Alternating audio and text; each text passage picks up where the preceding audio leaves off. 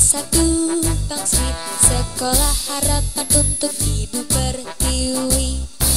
SMK Negeri 1 Bangsi, mencetak generasi yang unggul dan berprestasi.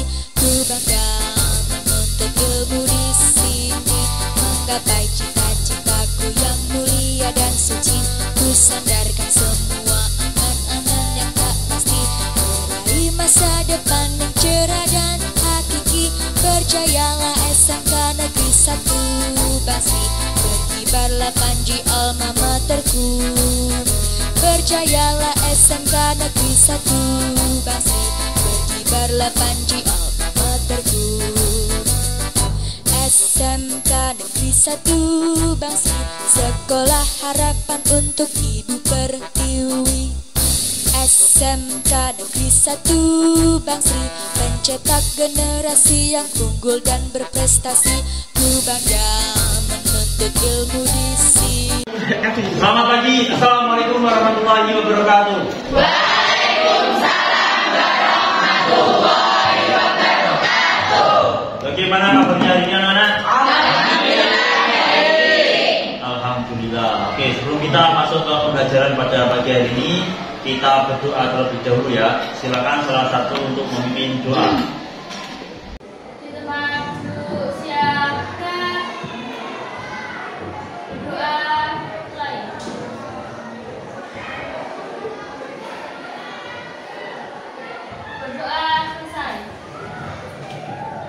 Terima kasih.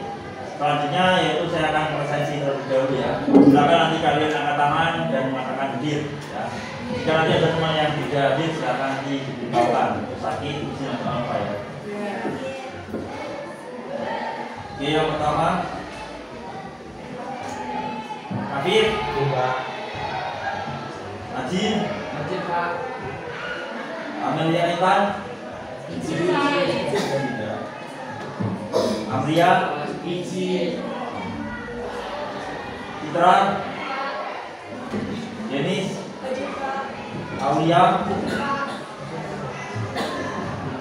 Saras, Zakaria, Hadir Pak. nah itu Evania, Navita, Vanessa, Farah, Gadis, Ivan, Julian, Maiwa, Marcella, Mila, Satya, Neha, Nancy, Naila, Jin, Okta, Isanda, Rita, Kristi, Silvi, Cindy, Roton, Wiji, Wisnu, Liwada. Oke, yang izin ada 4 orang, yang terakhir 3 orang ya. Sebelum saya panggil, sudah semua ya? Sudah. Jadi kita doakan yang sakit semoga segera langsung pulih dan bisa terhibur dengan kita lagi. Amin. Oke, berikutnya yaitu saya akan menyampaikan pembahasan pada pagi hari ini. Nanti kita akan membahas kelanjutan KD yang kemarin ya, tentang K3. Dan ini kita akan membahas tentang prosedur K3 ya. Adapun KD dan tujuan pembelajaran pada pagi hari ini, yang pertama KD-nya adalah 4.3 melaksanakan K3 perkantoran. Tujuannya peserta didik mampu melaksanakan dan membuat prosedur K3 perkantoran. Kemudian model pembelajaran yang kita akan laksanakan hari ini seperti biasa adalah PBL ya, problem based learning. Nanti akan kami suguhkan LKPD kepada kalian berupa kasus, nanti akan didiskusikan dengan kelompok kalian. Itu ya. Oke. Sebelum kita masuk ke materi, kita ice breaking terlebih dahulu agar belajar pada kita uji konsentrasi sama fokus ya. Tangan ke depan.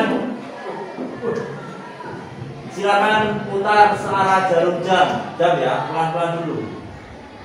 Putar. Agak cepat. Agak cepat. Agak cepat. Silakan tuju bagian telinga.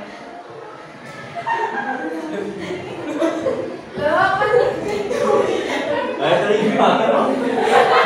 Ada yang masih konsentrasi. Oke, lagi diulang lagi. Putar lagi. Putar lagi. Putar lagi. Silakan tuju bagian dahi. Wes.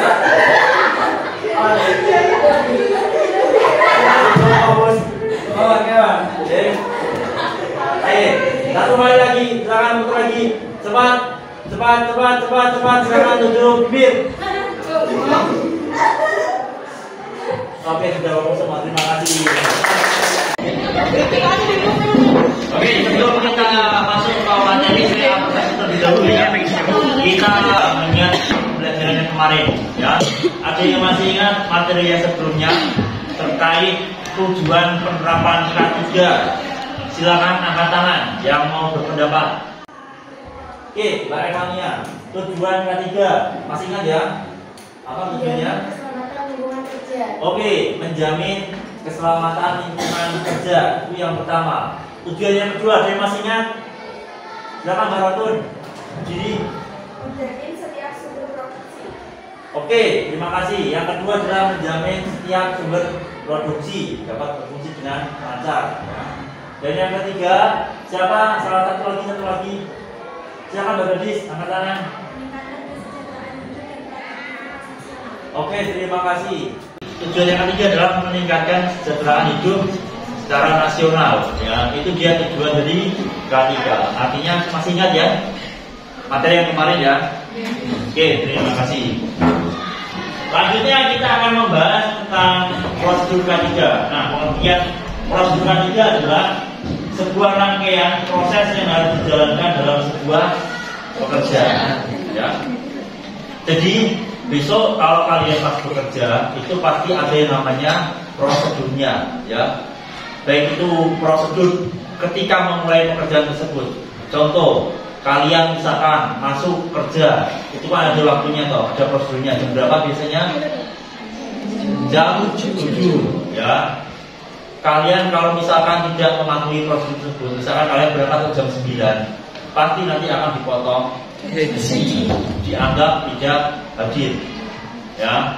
Kemudian lagi, ketika kalian menggunakan alat-alat dalam perkantoran, dalam kerja, itu juga ada prosedurnya. Misalkan ketika menggunakan komputer, apa langsung bisa digunakan? Jangan, harus dihidupkan terlebih dahulu CPU-nya, dihidupkan powernya, ditunggu prosesnya terlebih dahulu, kemudian dinyalakan LCD-nya, ya kan? Jadi ada prosedurnya, nggak mungkin langsung hidup sendiri, ya. Kemudian setelah menggunakan alat komputer, kemudian dimatikan, kemudian juga dirapikan tempat kerjanya.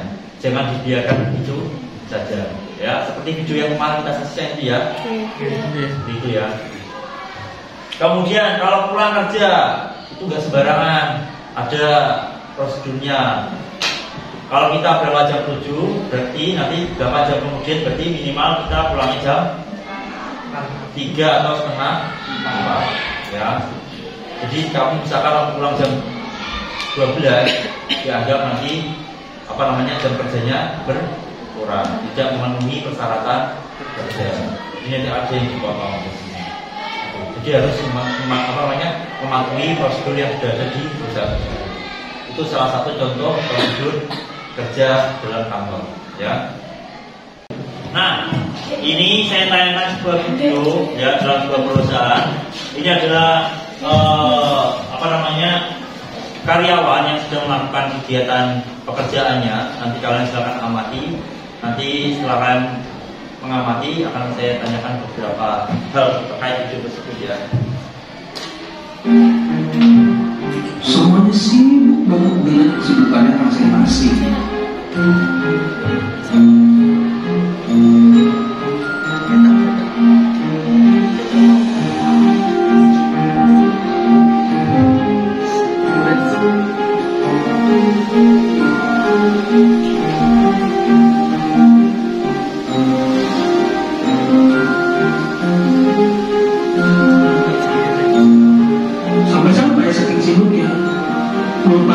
hal yang harusnya paling penting, yaitu safety.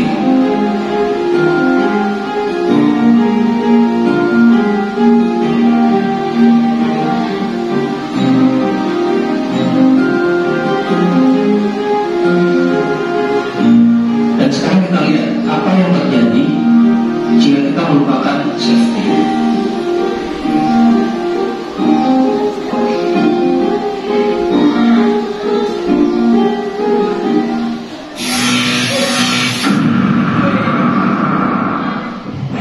Mari kita ulangi semua dari awal ya, tapi dengan safety. Bayangin Pak Basri masih dengan tempat pekerjaan yang sama, tapi lu bekerja dengan jauh lebih baik dan lebih safety. Teknisi juga masih dengan pekerjaan yang sama, cuma menggunakan peralatan yang lebih safety.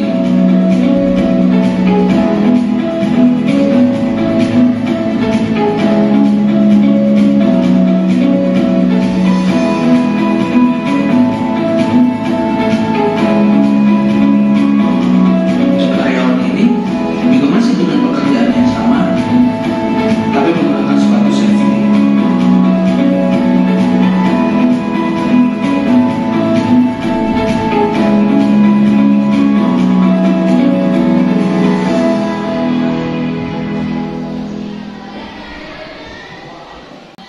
Nah, itu di video terkait salah satu prosedur K3 yang harus diterapkan di sebuah organisasi ya. Jadi kan ada cleaning service ya. Ketika bekerja dia menggunakan apa? Headphone ya, sedang menggunakan musik. Itu kan juga melanggar aturannya. Tidak boleh seperti itu ya. Kemudian lagi tadi yang kedua, karyawannya sedang membawa stop kontak ya, tapi stop kontaknya itu kan sudah putus-putus dan juga sudah diisolasi toh, itu kan juga berbahaya ya. Kemudian menaruhnya juga sembarangan, itu juga boleh dilakukan ya. Kalau mau besok kalian pinjam stop kontak itu yang jangan yang sudah putus-putus ya, yang masih mulus gitu ya.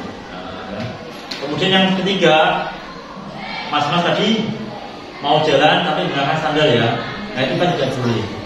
Harus menggunakan sepatu ya, biar safety. Kalian juga ketika di lab itu ya, jangan tidur di bawah kolong meja komputer ya, karena itu bahaya sekali ya. Ada yang tahu kalau nanti kejadian atau tidak, ada yang tahu ya. Kalau bisa jangan sampai kalian tidur di bawah komputer ya. Itu ya, itu salah satu prosedur. Nanti kita lanjut ke materi berikutnya. Berikutnya ada manfaat prosedur K3. Yang pertama, tolong dibacakan ya audio. Yang pertama, menjaga rasa aman bagi semua karyawan ketika mereka melaksanakan tugas. ya, terima kasih. Ketika perusahaan tersebut melaksanakan atau menerapkan K3 ya, itu nanti semua karyawan akan merasa nyaman ya, karena mereka merasa dilindungi ya. Apa-apa yang kita kerjakan itu sudah ada langkah-langkahnya. Itu akan membuat karyawan itu merasa aman ya. Kemudian yang kedua, tolong dibaca ke sini. Prosedur K3 yang dilakukan dengan baik bisa mendatangkan keuntungan untuk perusahaan. Nah, penerapan K3 itu bisa mendatangkan keuntungan. Kenapa kok bisa untung? Karena misalkan kalau ada karyawan yang misalkan ada yang kecelakaan, yang menanggung siapa? Perusahaan atau orang. Tetapi sebaliknya ketika karyawan menerapkan K3 dengan baik, kan tidak ada yang terjadi kecelakaan. Karyawan tidak akan mengeluarkan uang untuk berobat karena tersebut. Jadi kan untung toh. Ya, nah, seperti itu. Manfaatnya yang ketiga, Mbak Vanessa. Penerapan prosedur K3 selama tugas dalam perusahaan dapat berjalan efisien dan efektif. Oke, terima kasih. Penerapan K3 semua tugas dan perusahaan dapat berjalan efisien, efektif, serta terarah. Itu dia manfaat dari prosedur K3. Ya. Jadi kalau pekerjaan sudah ada SOP-nya, SOP itu standar operasional prosedur. itu enak banget kalau kalian bekerja. Misalkan nggak tahu caranya, tinggal baca saja langkah-langkahnya seperti itu, ya. Kemudian ada dasar hukumnya. Ternyata ada dasar hukumnya. Undang-Undang K3 Nomor 1 Tahun 1970, ya. Nah, di sini berbunyi tempat-tempat kerja yang wajib melaksanakan prosedur K3. K3 ditentukan secara umum dan wajib dilaksanakan oleh semua perusahaan di segala sektor. Artinya semua perusahaan itu wajib, ya, wajib hukumnya menerapkan K3, ya, wajib. Kalau ada yang tidak menerapkan, artinya dia tidak melanggar undang-undang. Nah, berikutnya ada pertanyaan. Siapa saja yang wajib mengetahui tentang prosedur K3? Ada yang berpendapat, siapa saja sih yang harus mengetahui prosedur K3? Oh, silakan Mbak Wiji. Siapa saja menurutnya? Karyawan saja. Oke, terima kasih. Ada yang lain? Silakan Mbak Ota. Seluruh perusahaan. Oke, terima kasih. Silakan. Jadi orang yang berhak mengetahui prosedur K3 adalah siapa? Seluruh perusahaan yang berada di situ, ya, baik itu karyawan, atasan, bawahan, ya, semuanya harus mengetahui prosedurnya, ya. Tidak hanya karyawan saja, tidak hanya atasan saja, ya, tapi semuanya harus mengetahui prosedur, ya, supaya mereka itu mengetahui prosedur yang ada dalam prosedur, ya. Nah, ini ada contoh SOP atau standar operasional prosedur. Di sini judulnya adalah SOP penanganan keluhan pelanggan, ya, jadi beda dan selesai, ya. Latar belakangnya ada keluhan pelanggan ke customer service atau CS. Yang kedua, keluhan disampaikan melalui telepon atau datang ke kantor. Yang ketiga, keluhan pelanggan tidak cepat mendapatkan tanggapan. Tujuannya yang pertama memberikan kepuasan pada pelanggan, yang kedua menata tugas dalam hal ini customer service untuk mendapatkan mengatasi keluhan pelanggan dengan baik. Ruang lingkupnya tugas dan tanggung jawab bagian customer service. Tanggung jawabnya adalah CS, supervisor atau front office. Kemudian unit kerjanya yang terlibat adalah bagian keamanan, pengemasan sama pengiriman. Kemudian ada lagi yang terakhir ada prosedur pelaksanaannya. Nah, ini ada prosedurnya, cara-caranya. Bisa kalau ada yang keluhan, customer service menerima pelanggan dengan sopan, ramah, menggunakan tata bahasa yang baik dan tersenyum. Ya, kalau ada keluhan nggak boleh namanya menggunakan bahasa yang kasar, ya, ada yang tinggi tidak boleh. Kemudian catat nama pelanggan, nomor pengiriman pelanggan, dan apa saja yang menjadi keluhan pelanggan. Nah, ini harus dicatat, ya. Seperti kalian telepon ada lembaga SPP-nya toh, ya, itu wajib dicatat toh. Baik itu namanya, dari mana, kemudian isi pesannya, itu harus dicatat semua, ya. Kemudian yang ketiga, customer service harus mampu memberikan solusi yang tepat, ya, apabila pelanggan memerlukan pelayanan yang optimal. Nah, ini ada keluhan harus ada solusinya, ya. Jangan sampai pelanggan itu kecewa, ya. Kalau ada keluhan harus ada solusi dari perusahaan tersebut, ya. Bagaimanapun caranya pelanggan itu harus puas, ya. Dan yang keempat, prosedurnya adalah apabila tidak memberikan solusi dengan cepat, jangan tutup kontak dengan pelanggan. Segera lakukan koordinasi dengan kerja yang lain atau yang terkait. Nah, ini misalkan nggak tahu solusinya, jangan langsung kamu tutup. Nah, itu menyalahi aturan, ya. Kamu tanyakan kepada unit yang lain, ya, yang bisa membantu kamu dalam menyelesaikan masalah tersebut. Itu, ya. Dan yang terakhir ada rekamannya. Ini bukti-buktinya. Ada catatan front office sama memo internal dan unit kerja terkait. Ini salah satu contoh SOP, ya, dalam sebuah organisasi atau perusahaan. Itu, ya. Sampai sini ada pertanyaan? Tidak? Oke, tidak ada. Oke. Terima kasih saya ucapkan sudah memperhatikan saya dalam menyampaikan materi. Selanjutnya ada kegiatan diskusi, ya. Diskusi nanti ini sudah saya bagi kelompoknya, ya. Nanti silakan menghadap ke depan semua, ya. Ini kelompok 1 dileleng, ingat-ingat kelompok 1, kelompok 2, 3, 4, 5, 6, 7. Ya, ingat-ingat kelompoknya masing-masing. Nah ini nanti saya bagikan LKPD pada setiap masing-masing kelompok ya. LKPD ini nanti berisi sebuah video ya. Nanti silakan kalian buka link videonya ini. Kalau tidak bisa nanti akan saya share ke grup kalian ya. Nanti dibuka dulu videonya, silakan diamati video tersebut. Setelah kalian amati, silakan kalian jawab pertanyaan nomor 2 ini. Ada A sampai D ya. Kemudian setelah kalian menemukan jawabannya, tuangkan pada lembar kelompok di bawah ini ya. Dan jangan lupa silakan ditulis identitasnya kelompok ini gitu ya. Kemudian jika ada kesulitan silakan ditanyakan. Nanti selagi kalian diskusi dengan kelompoknya, silakan aktif berdiskusi. Nanti saya akan berkeliling menilai keaktifan kalian dalam berdiskusi gitu ya. Bisa dipahami? Bisa. Oke.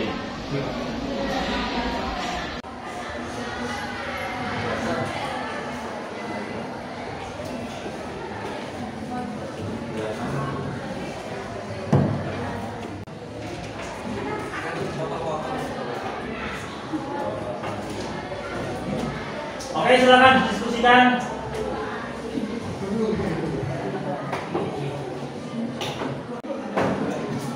LKPD-nya saya keliling, silakan kalian aktif berdiskusi bersama temannya.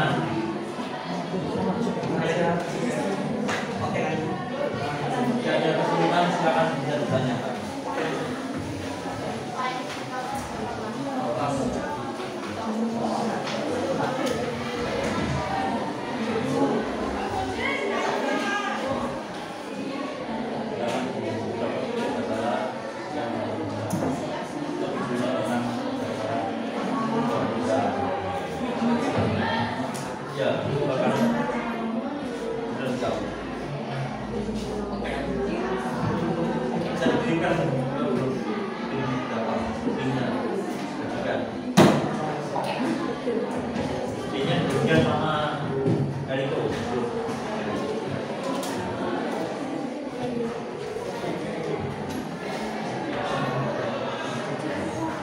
Silakan dibagi tugasnya.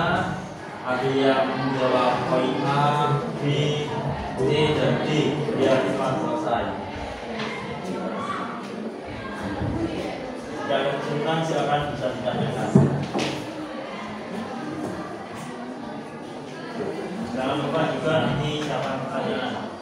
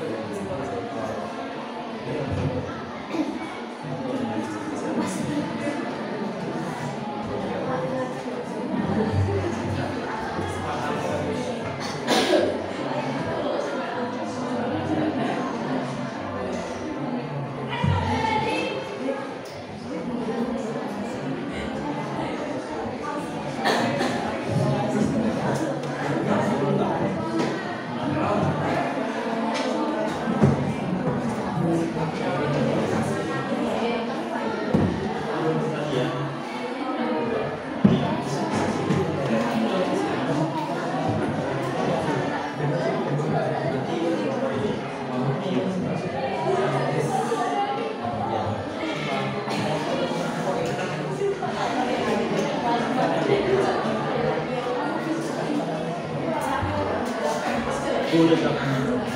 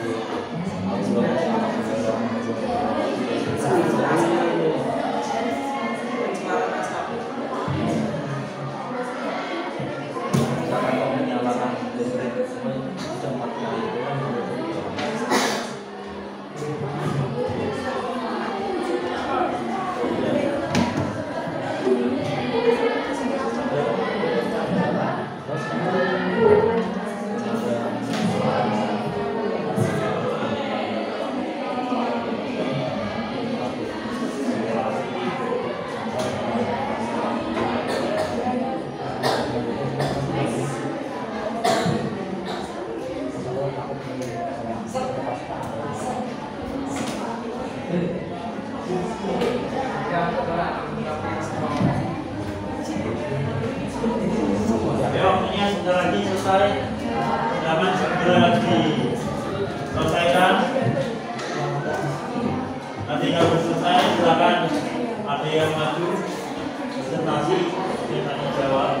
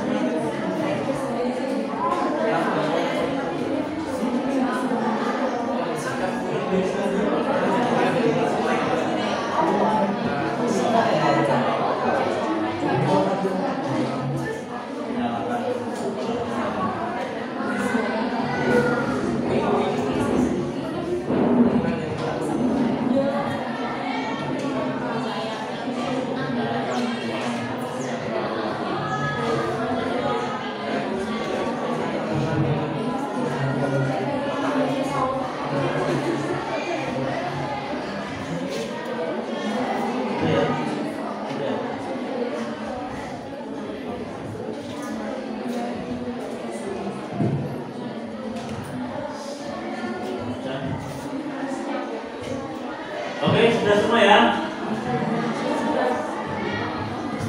Kalau sudah, berikutnya kita lakukan presentasi dan sesi tanya jawab.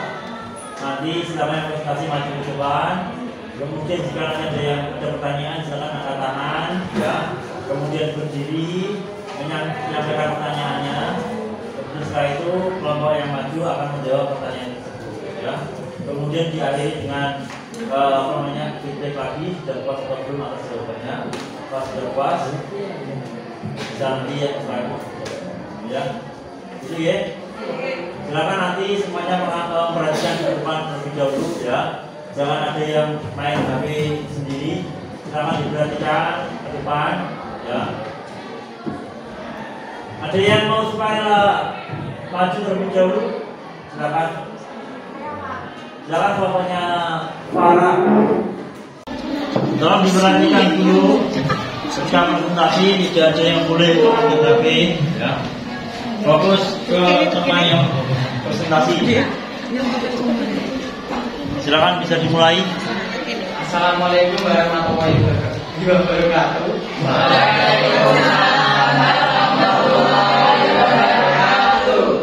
Kami dari kelompok 4 akan mempresentasikan ke KPJ dari kelompok kami.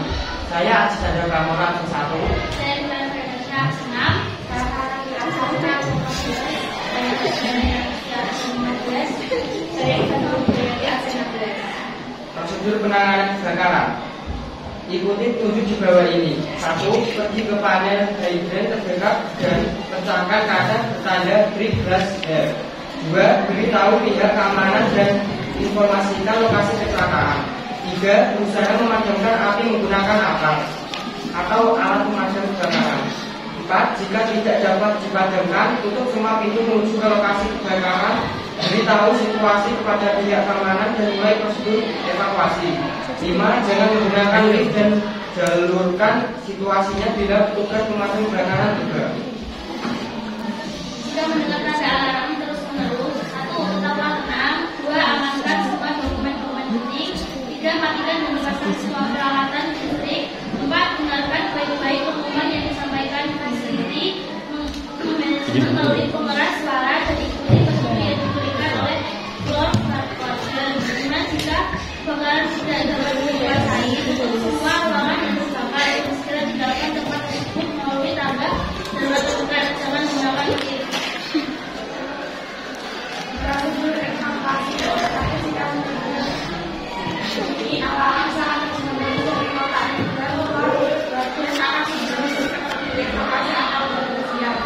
Kemudian jangan panik, karena ada pada silakan jangan bersiap, jangan menggunakan lift. Faktor kritis kecelakaan yang di atas. 1. Proses listrik. 2. Membuang rokok sembarangan. 3. Menyalakan listrik terlalu lama. Akibat yang ditimbulkan pada kecelakaan terjadi 1. Ledakannya keamanan yang ada di tersebut. 2. Bisa menyebabkan adanya korban. 3. Adanya kerugian besar pada perusahaan.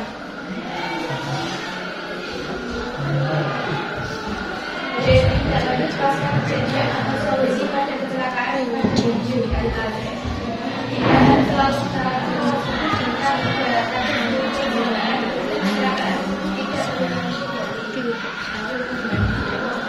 pertama, menabrak alarm kebakaran. Yang kedua, menabrak alarm pengatur kebakaran seperti apa? Yang kedua, situasi kebakaran di perusahaan. Baik, terima kasih. Ada yang ditanyakan? Silakan, ada yang mau bertanya? Bisa angkat tangan, kemudian silakan berdiri.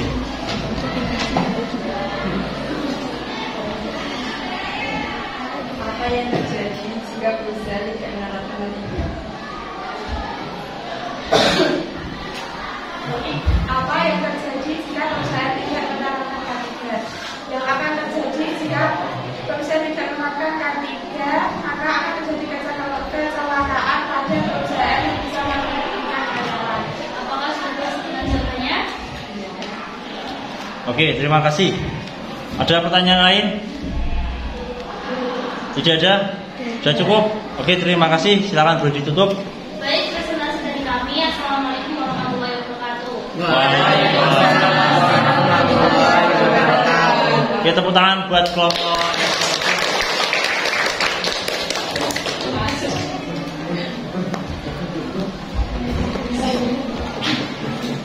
Ini ngomong.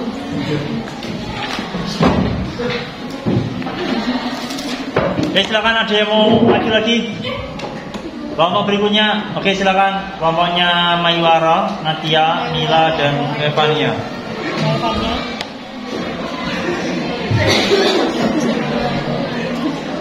Apa? Kakak, pusikan. Kamu yang menyampaikan ya kesimpulannya.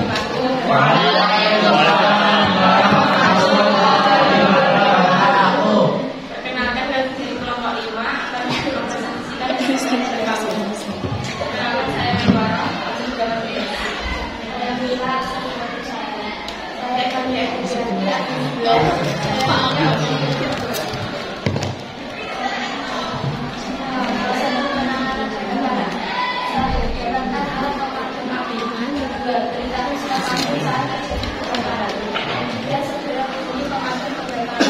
Jelas kan? Sangat jelas. Cari tempat operasi yang aman. Faktor penyebab kecelakaan satu orang yang karyawan yang kecelakaan juga sakit kritis. C. Akibat yang ditujukan pada kecelakaan pada minggu di atas. 1. Kerugian material. 2. Nama perusahaan menjadi kurang baik. 3. Mendapatkan sanksi. D. Dalam pasal kejadian atau kecelakaan berintegritas. 1. Bagi sambungan industri kecelakaan yang kembali menggunakan. 2. Segera memperbaiki jika ada yang meminta. 3. Identifikasi gaya perkara.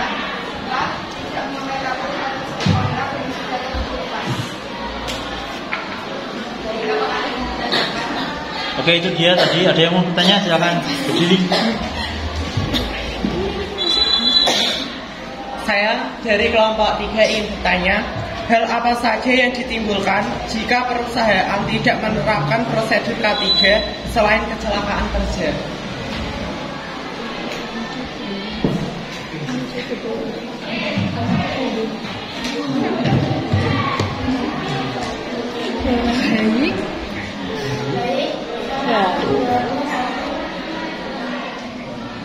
Kerugian material. 2. Nama perusahaan menjadi kurang baik. 3. Mendapatkan sanksi. Apa sudah puas?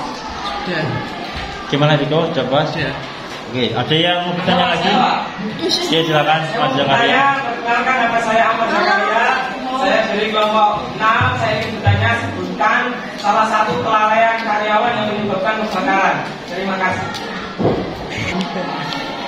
Contoh kelalaian karyawan itu adalah menaruh transportasi secara sembarangan. Sudah, Sudah puas? Sudah. Iya, Pak. Terima kasih, Pak. Sudah puas? Sudah, Pak. Oke, silakan ditutup. Wassalamualaikum warahmatullahi wabarakatuh. Waalaikumsalam. Tangan buat kelompok.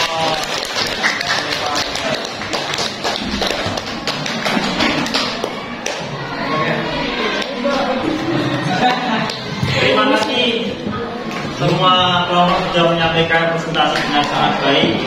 Dan terima kasih juga atas partisipasi sudah bertanya pada kelompok yang sudah maju. Ya.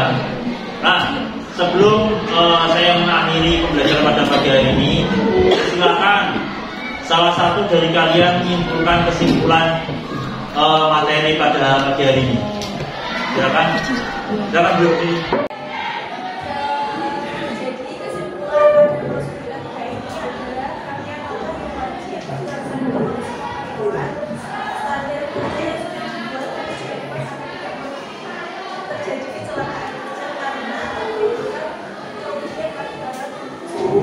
Baik, terima kasih Mbak Sarah, Muhammad.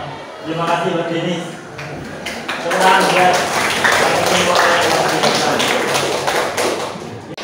itu ya anak-anak materi pada pagi hari ini.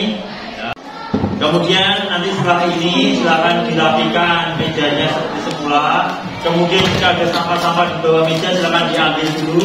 Silakan diambil dulu. Kita harus membiasakan bersih ya di dalam kelas. Silakan diambil dulu sampahnya, nanti dibuang ke tong sampah ya. Jangan dibuang di laci kalian. Ya.